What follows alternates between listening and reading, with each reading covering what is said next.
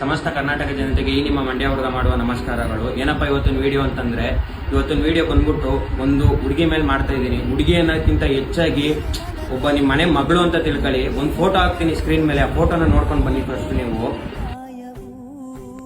ಎಲ್ಲ ನೋಡಿದ್ರ? ಈ ಹುಡುಗಿ ಇನ್ನೊಂದು ಫೋಟೋ ಹಾಕ್ತೀನಿ, ಈ ಫೋಟೋ ನೋಡಿ. ಹಿಂಗಾಗವ್ರೆ ಅಂತಂದ್ರೆ ನಿಮ್ಗೆಲ್ಲ ಎಷ್ಟು ಬೇಜಾರೈತೈತೆ ಅಂತ ಯೋಚನೆ ಮಾಡಿ. ಇವ್ರು ಬಂದ್ಬಿಟ್ಟು ಶ್ರೇಯಶ್ರೀ ಅಂತ. ಇವ್ರು ಬಂದ್ಬಿಟ್ಟು 18 ವರ್ಷ ಅಷ್ಟೇ. 18 ವರ್ಷ ಏನು ಒಂದು ದೊಡ್ಡ ಏಜೇ ಅಲ್ಲ.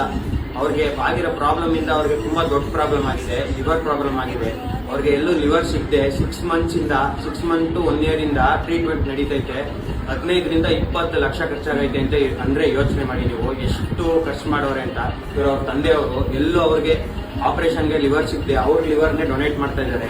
ಆ ಲಿವರ್ನ ಡೊನೇಟ್ ಮಾಡಿ ಆಪರೇಷನ್ ಮಾಡಬೇಕು ಅಂತಂದ್ರೆ 25 to 30 ಲಕ್ಷ ಬೇಕಾಗುತ್ತೆ.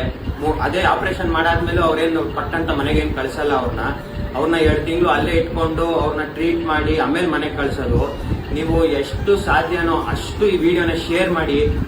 ನನಗೆ ಲೈಕ್ ಬೇಕಾಗಿಲ್ಲ, ಫಾಲೋವರ್ಸ್ ಬೇಕಾಗಿಲ್ಲ, ಮತ್ತೆ ಪಬ್ಲಿಸಿಟಿ ಏನ್ ಬೇಕಾಗಿಲ್ಲ. ಜಸ್ಟ್ ಈ ವಿಡಿಯೋನ ಶೇರ್ ಮಾಡಿ. ನಿಮ್ ಕೈಲಿ ಆದಷ್ಟು ಎಷ್ಟಾಗುತ್ತೋ ಅಷ್ಟು ಶೇರ್ ಮಾಡಿ. ನೀವು ಶೇರ್ ಮಾಡಿ ₹1 ಡೊನೇಟ್ ಮಾಡಿ ಸಾಕು. ನೀವು ಕೊಡೋ ₹1 ಒಂದು ಹುಡುಗಿ ಲೈಫ್ ಉಳಿಯುತ್ತೆ ಅಂತಂದ್ರೆ ನೀವೇ ಯೋಚನೆ ಮಾಡಿ ಎಷ್ಟು ಕಷ್ಟ ಪಡ್ತವ್ರೆ ಅಂತ. ಈಗ ಒಬ್ಬರಪ್ಪ ಅವ್ರ ಲಿವರ್ನ ಡೊನೇಟ್ ಮಾಡ್ತವ್ರೆ ಅಂತಂದ್ರೆ ಮನೆಗೆ ಮೇನ್ ಪಿಲ್ಲರೇ ಅವರಪ್ಪ. ಈಗ ಅವ್ರ ಅಪ್ಪನಿಂದಾನೇ ಮನೆ ನಡೀತಿದ್ದು.